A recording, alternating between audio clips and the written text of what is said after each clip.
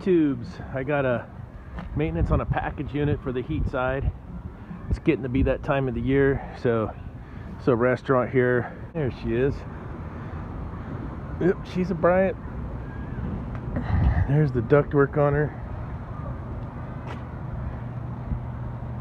Let's check our numbers.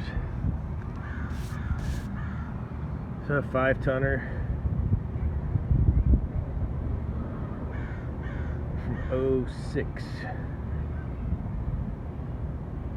All right, let's check it out. See how she's doing today.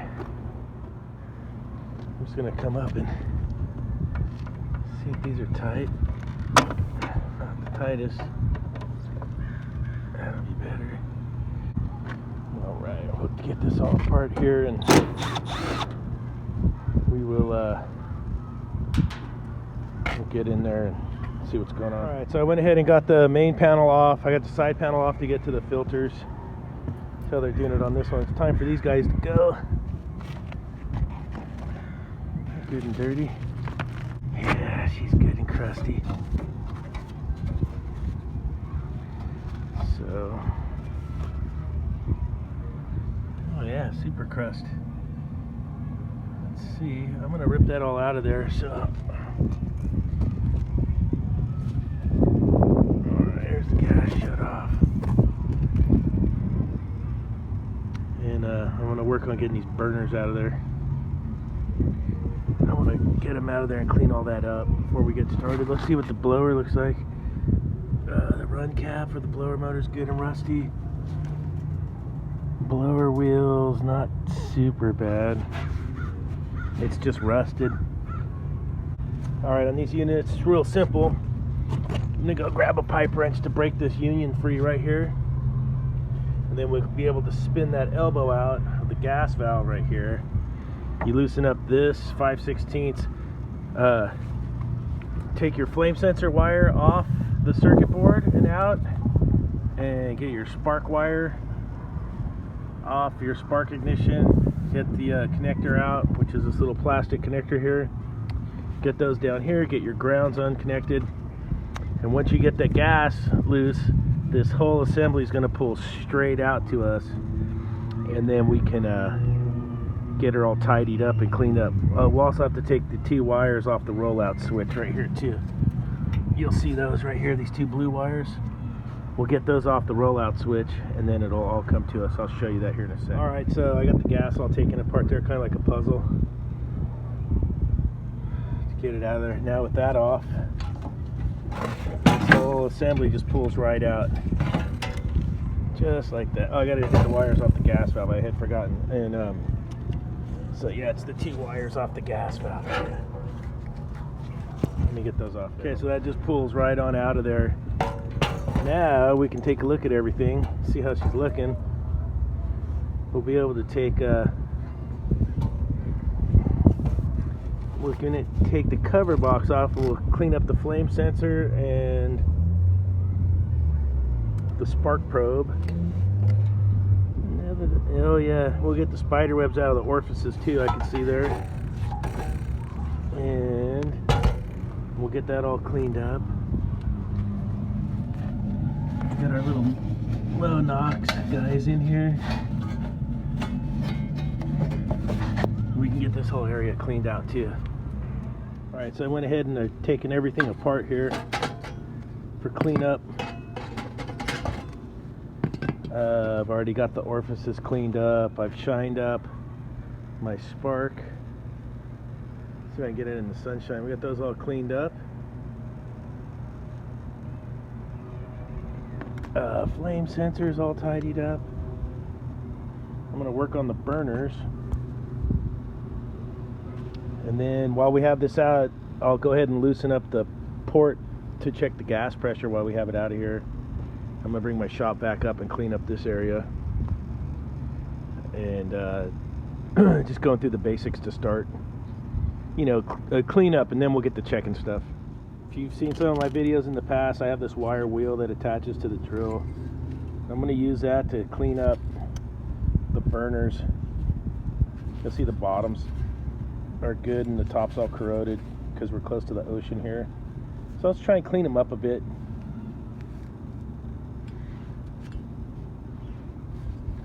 So let's see what we get going. There's one I just cleaned, and there's one that looks dirty. So you can see the difference. I know most of you guys won't have time to do this on a regular call because your boss only gives you so much minutes per unit on a PM, but on this one here I have the liberty to do this, so I'll do it. Here's a heads up for the new guys. Make sure when you take these apart, you know which order they're in for your crossovers. So this is an end piece here. You don't want to end up with this one in the middle, or the gas won't transfer when it's trying to light. See the opening right here? This one came from this end. It only has opening for your crossover on this side. This one you'll see has it on both sides. That's your middle piece. So the gas can transfer from that burner to this burner and then over to that burner. So you just want to make sure I always like to just keep them in order, or you'll have to check which one's which end, which you can tell. This one wouldn't go on this end because the opening is on this side, not on this side. So that's a heads up for the new guys. It does make a difference which burner goes where, if you were never taught that.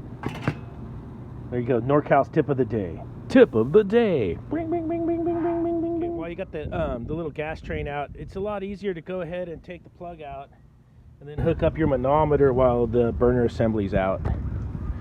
You don't have to get in there and monkey with that while it's inside there. So we can get this all back together and then give it a test. We also got to check our capacitor for our inducer fan motor. They're usually 4 microfarads. We'll check that also, and then our blower motor capacitor I want to check also. Alright, so I got the DL429 with my field piece dual port manometer hooked up. But before I get to that, I'm going to I just got my alligator clips in here. I'm going to check that capacitor for the inducer fan motor. Those will go out quite a bit on these Bryant units. Well, let's see what we're at. We're at 2.8. I don't think that's going to be very good. Let's see what this one's rated for. Alright, I pulled it out of there. Yeah, it's 4 microfarads. Let's check them again. I got 2.8. It's way low. Hold on one second and I'll hook up my connector here. Like I said, I find this a lot on these Bryant package units. You'll have a dead capacitor and no inducer motor. Yeah, so we're at 2.8 microfarads. It's not going to do it. Alright, so that's one thing we need. We'll keep counting all the parts we need. Now checking the indoor blower motor capacitor. I'm showing 23.8. So I'm going to pull that out of there and see if that's supposed to be a 25. That'll be our second capacitor we're going to need. Let's take a look. Alright, there she is. 25. I'm at 23.9. I think I got a 25. I'm going to see if I might even have a 4 on the truck. Let's go take a look. I had a couple capacitors on the truck. So we're going to run a test. With the DL429, I got the field piece. ADMN2 dual port manometer head, which will be the top line. We're going to check our outlet pressure of our gas valve, and on the bottom line we are going to check our microamps for our flame sensor. So take the flame sensor off the circuit board, put your meter in microamps, 1/2 to your flame sensor, the other half up to where it connects to the circuit board. And that's going to read on this bottom line. So I'm going to jumper it out right here and we'll see what happens. Okay, so she lit right up and running. See, my microamps are solid at 6.2, but it looks like an overfire to me. 9.3 inches of water column. So let's see if I can adjust that down to 3.5.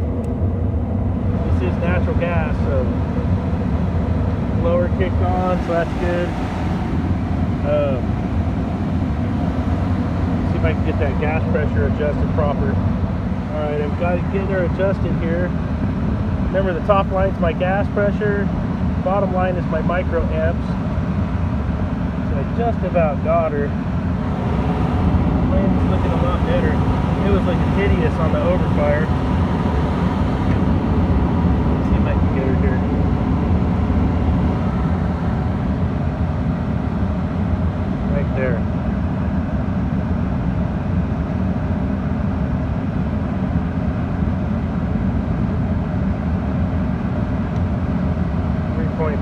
drive. And the flame's looking a lot happier. Okay. Okay, I got the burners off. Fan's going off on its off delay. I was hooking back up the flame sensor and I noticed this. Look at the discoloration on those two capacitors on the circuit board right there. So I'm going to let them know about that. So that's another item to the list. We'll see how that goes. Since we had that one, we found it overfiring. That was, God, in all my years, I've rarely see it doing anything like that. But here's our manifold pressure on the nameplate. 3.5 inches of water column. And that's your gas supply. So we were at 9. Gosh. So that's why I was checking the gas pressure. I mean, you got to check this stuff when you check it. For the new guys, you older guys already know that, or the guys that have been in the field longer, or women that have been in the field longer. You got to check them.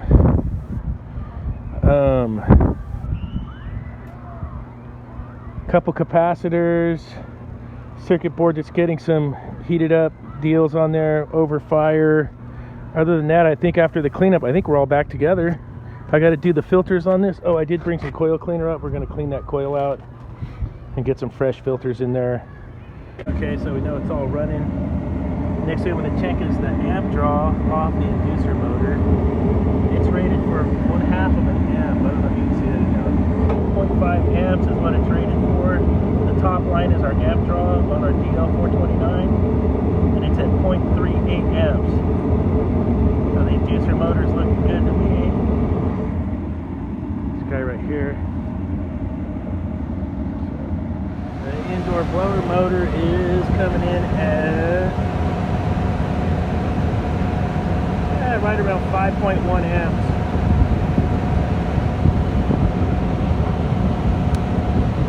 And it is on the high fan speed tap. It's at a restaurant, so that's where that one comes up at. Just got the filters put in. What else? Oh, I checked the temperature rise. I didn't film it because I was playing with the field piece probes. I was having so much fun, I forgot the video. So the temperature rise was a bit low. And remember that fan was on high fan speed, so for heat, I put it down to medium fan speed, and I was able to get the temperature rise around 32. And the range on this one says my temp rise 25 to 55. It was real marginal at high fan speed to and you can see I'm showing you the ductwork here. It's nothing major. I got it heating right now. Yeah, it was real marginal to make the minimums. So I lowered the fan speed and it brought it right in there. If I leave it on that medium fan speed. So that'll be neat to see. What else? Like, subscribe, and we'll check you on the next one.